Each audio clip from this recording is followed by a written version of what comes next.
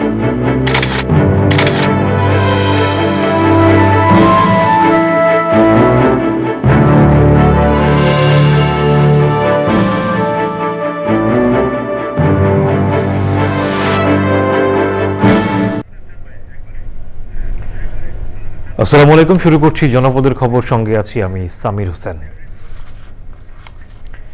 এখনকার এই সংবাদ আয়োজন একই সঙ্গে চ্যানেল আইয়ের ইউটিউব চ্যানেল এবং চ্যানেল আইয়ের ওটিটি প্ল্যাটফর্ম আইস্ক্রিনে লাইভ স্ট্রিম হচ্ছে। রাজধানীর ঐতিহাসিক সোহরাওয়ার্দী উদ্যানে সমাবেশ করছে বাংলাদেশ জামাত ইসলামী। নেতাকর্মীদের পদচারণায় ভোর থেকেই মুখর সোহরাওয়ার্দী উদ্যান। সেখানে আছেন তাফিমুল ইসলাম, সরাসরি যাব তার কাছে। তাফিমুল, সমাবেশে এখন বক্তব্য কারা রাখছেন এবং নেতারা বক্তব্যে কি বলতে চাইছেন?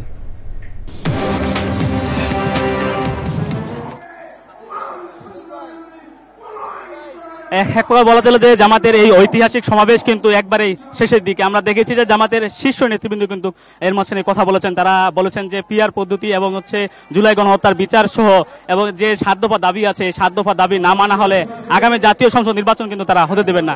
একই সাথে বলছেন যে জুলাই গণহত্যার যে জুলাই সনদ এবং জুলাই ঘোষণাপত্র যেটি রয়েছেন সেটির বিষয়ে কিন্তু একটি দল গড়িমসি করছেন, একই বলেছেন। একই সাথে বিভিন্ন রাজনৈতিক দলের যে নেতারা রয়েছেন তারাও কিন্তু কথা বলেছেন। তারা বলেছেন যে আগামী জাতীয় সংসদ নির্বাচন আছে, নির্বাচনের আগে অবশ্যই সংস্কার করতে হবে। মৌলিক সংস্কারগুলো না হলে আগামী জাতীয় সংসদ নির্বাচন কিন্তু তারা বলছেন যে সে কোনোভাবেই তারা মেনে নেবেন না। একই সাথে বলছেন যে পিআর পদ্ধতির নির্বাচন, যেখানে সংখ্যাগরিষ্ঠ বলছেন যে ফ্যাসিবাদ বিরোধী যে রাজনৈতিক দলগুলো রয়েছেন সেখানে সংখ্যাগরিষ্ঠ দল হচ্ছে এখানে আজকের সমাবেশে উপস্থিত হয়েছেন। সেক্ষেত্রে সংখ্যাগরিষ্ঠ দলগুলোর মধ্যে পিআর পদ্ধতির নির্বাচন তারা অবশ্যই দাবি রাখেন। এখন হচ্ছে আমাদের যে শীর্ষ নেতৃবৃন্দ রয়েছেন নায়েবে আমির মুজিবুর রহমান, অধ্যাপক মুজিবুর রহমান, তিনি বক্তব্য দিচ্ছেন। এরপরেই ডাক্তার শফিকুর রহমান আমি দলটির আমির কিন্তু বক্তব্য দিবেন। সেখানে বোঝা যাবে যে আগামী জাতীয় সংসদ নির্বাচনের আগে কি বার্তা দিচ্ছে জামাত, সেটি কিন্তু এক প্রকার পরিষ্কার হবে। এ ছিল সোহরাওয়ার্দী উদ্যান থেকে সর্বশেষ। তাফিমুল, আপনাকে ধন্যবাদ আমাদের সঙ্গে যুক্ত হয়ে তথ্যগুলো জানাবার জন্য। গোপালগঞ্জে জাতীয় নাগরিক পার্টি এনসিপি সমাবেশ ঘিরে হামলা সংঘর্ষের পর জারি করা কারফিউ 14 ঘন্টার জন্য শিথিল করা হয়েছে। আজ সকাল 6টা থেকে রাত 8টা পর্যন্ত কারফিউ শিথিল থাকবে। কারফিউ শিথিল হলেও জনমনে এখনও আতঙ্ক বিরাজ করছে। জরুরি প্রয়োজনীয় ঘর থেকে বের হচ্ছেন না অনেকে। শহরের বেশিরভাগ দোকান বন্ধ রয়েছে। গুরুত্বপূর্ণ পয়েন্টে মোতায়েন রয়েছে আইনশৃঙ্খলা বাহিনী। গোপালগঞ্জের সার্বিক পরিস্থিতি ও আইনশৃঙ্খলা রক্ষাকারী বাহিনীর সঙ্গে আলোচনা করে পরবর্তী সময়ে কারফিউর বিষয়ে সিদ্ধান্ত নেওয়া হবে বলে জানিয়েছে জেলা প্রশাসন। ঐতিহ্যবাহী কাঁসা পিতলের শিল্প আজ হারিয়ে যাওয়ার পথে। আধুনিক বিকল্পের দাপটে টিকে থাকা কঠিন হয়ে পড়েছে হাজার বছরের পুরনো এই শিল্পের। এখনও যারা এই শিল্পের সঙ্গে যুক্ত আছেন তারা আছেন নানা সংকটে। যথাযথ সহায়তা ও উদ্যোগ না এলে হয়তো মুছে যাবে গুরুত্বপূর্ণ এক সাংস্কৃতিক পরিচয়। বিস্তারিত জানাচ্ছেন শাইখ সিরাজ। বাঙালি সংস্কৃতির প্রাচীন এক নিদর্শন কাঁসা পিতলের শিল্প। কোনো এক সময় এই শিল্পের টুংটাং শব্দে মুখর ছিল দেশের বিভিন্ন অঞ্চল। শরীয়তপুর জেলার পালং, বাঘিরা, বিলাসখান, দাসার্তা এই এলাকাগুলোয় 2 শতাধিক কারখানায় 5 শতাধিক পরিবার জীবিকা নির্বাহ করত এই পেশায়। কিন্তু এখন হাতে গোনা কয়েকটি পরিবার কোনো মতে টিকিয়ে রেখেছে এই ঐতিহ্য। যে হিন্দুরা ছিল এরাই ছিল বাড়ির ভিতরে প্রায় 500। এখন কি অবস্থা আপনার? এখন তো কালে বিলুপ্তর দাদাই গেছে, বাপে করছে, বড় ভাইরা করছে, আমরা করি না। আমাকে কারিগর কাজ করতো 8 জন 10 জন, এখন 2-1 জনে কোনো রকম কাজ করি, মালপত্রই চলে না। এই শিল্পে পরিশ্রম প্রচুর, মজুরি কম, কাঁচামাল দুষ্প্রাপ্য। তার উপর নতুন প্রজন্মের আগ্রহ নেই বললেই চলে। তবুও কিছু শৌখিন পরিবার এখনো ধরে রেখেছেন এই শিল্পের সৌন্দর্য আর ঐতিহ্য। প্রত্যেকেরই আলাদা আলাদা বিভিন্ন প্রকারের 10টা জগ আছে, মানে এক একটা এক এক রকমের। আমরা তো প্রত্যেকেই কাঁসার প্লেটে খাই। বাসায় কি নিয়মিত ব্যবহার করেন? নিয়মিত ব্যবহার। সরকারি সহযোগিতা, প্রশিক্ষণ, সহজ শর্তে ঋণ, কাঁচামাল সরবরাহ এবং বাজার সম্প্রসারণ এই পদক্ষেপগুলো না নিলে হয়তো একদিন সত্যি হারিয়ে যাবে কাঁসা শিল্প।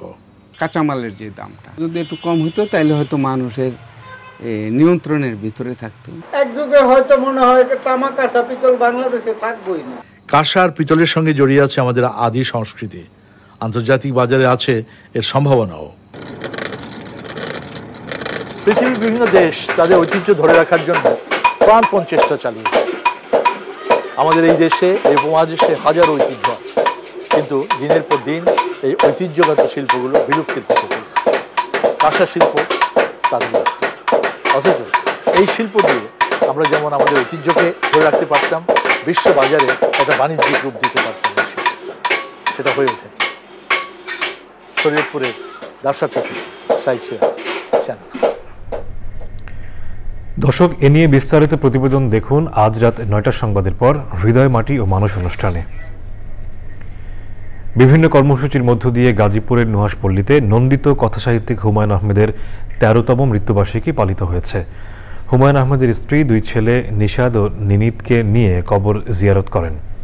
নুহাশপল্লীর কর্মচারীরাও কবরে পুষ্পস্তবক অর্পণ করেন। পরে তার রুহের মাগফিরাত কামনা করে মোনাজাত করা হয়। মৃত্যুবার্ষিকী উপলক্ষে নুহাশপল্লীতে ভিড় জমান ভক্ত, সাহিত্যপ্রেমী, নাট্যজন ও শিল্পীরা।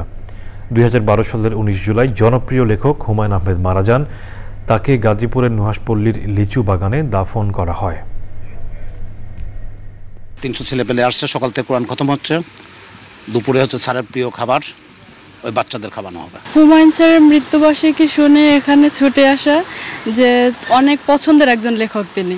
এই একটা দিন স্যারেরকে খুব কাছ থেকে দেখার জন্য আর কি, স্যারের যে শুভাকাঙ্ক্ষী যারা আসে তাদের সাথে পরিচিত হওয়ার জন্যই আসি এখানে। রংপুর সিও বাজার LPG auto gas and conversion সেন্টারে গ্যাস ট্যাঙ্ক মেরামতের সময় বিস্ফোরণে একজন নিহত হয়েছেন। সে সময় আহত হয়েছেন কমপক্ষে 10 জন। ফায়ার সার্ভিস জানিয়েছে, বেলা 12টার দিকে ট্যাঙ্ক ওয়েল্ডিংয়ের সময় হঠাৎ করে বিস্ফোরণ হয়ে ট্যাঙ্ক ফেটে উড়ে যায়। এ সময় ফিলিং স্টেশনের কাউন্টার, স্টেশনে থাকা প্রায় 13টি মাইক্রো অ্যাম্বুলেন্স, রাস্তায় থাকা যাত্রীবাহী বাস, পার্শ্ববর্তী বাড়ির টিনের চাল, বহুতল ভবনের জানালা ভেঙে গিয়ে ক্ষতিগ্রস্ত হয়। এই ঘটনায় গুরুতর আহত 7 জনকে উদ্ধার করে রংপুর মেডিকেল কলেজ হাসপাতালে ভর্তি করা হলে সেখানে একজনের মৃত্যু হয়। ঘটনাস্থলে পুলিশ ও সেনাবাহিনীর সদস্যরা কাজ করছে। চট্টগ্রাম প্রেসক্লাবে সাংবাদিকদের সাথে সমসাময়িক বিষয় নিয়ে মতবিনিময় সভা করেছেন কবি ফরহাদ মাজহার। সভায় তিনি বলেন, অভ্যুত্থান পরবর্তী নতুন গঠনতন্ত্র প্রণয়ন না করলে দেশ পুরোপুরি ফ্যাসিবাদ মুক্ত হবে না। চট্টগ্রাম বন্দর অর্থনৈতিকভাবে গুরুত্বপূর্ণ, এটি কোনোভাবেই বিদেশিদের হাতে তুলে দেওয়া যাবে না। দেশকে পুরোপুরিভাবে ফ্যাসিবাদ মুক্ত করতে হলে সেকুলার ফ্যাসিবাদ এবং ধর্মীয় ফ্যাসিবাদকে একই সাথে মোকাবেলা করতে হবে বলেও মন্তব্য করেন তিনি।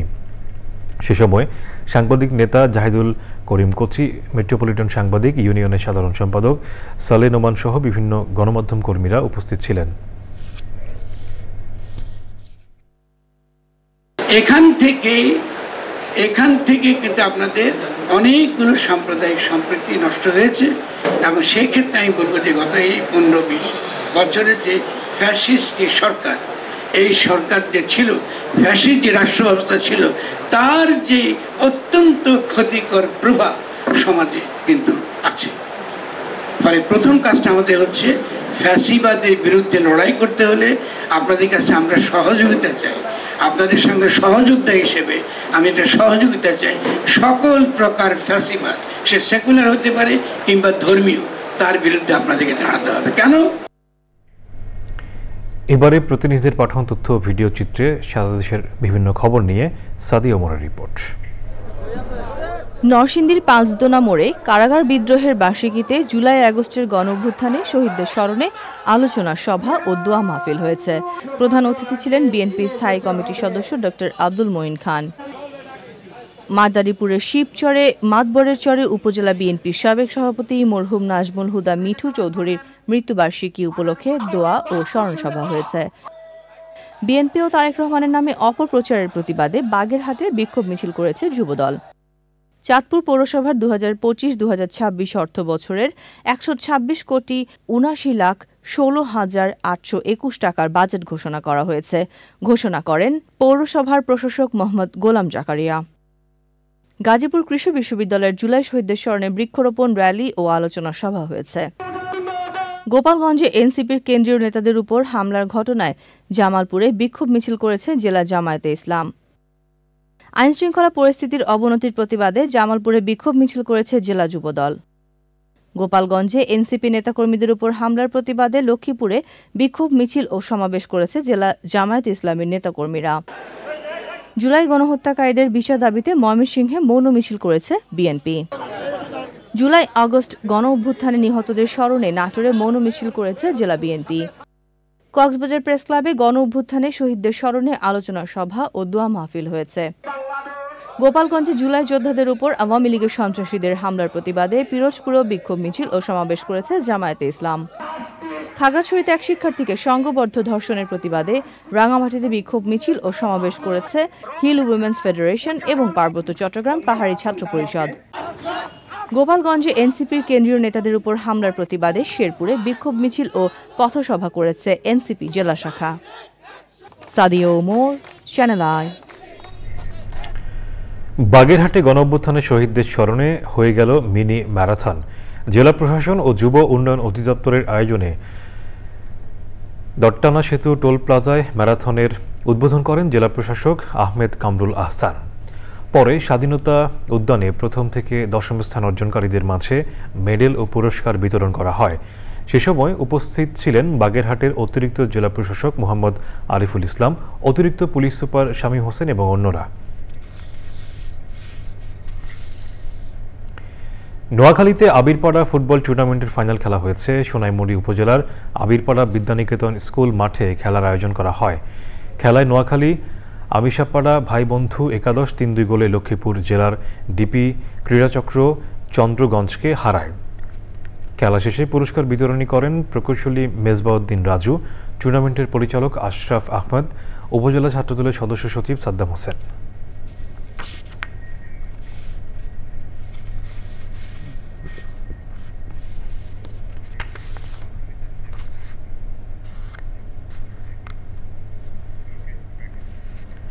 দর্শক, জনপদের খবর আজকের মতো এই পর্যন্তই। একটু পর কৃষি সংবাদ দেখার আমন্ত্রণ জানিয়ে শেষ করছি। ধন্যবাদ সবাইকে।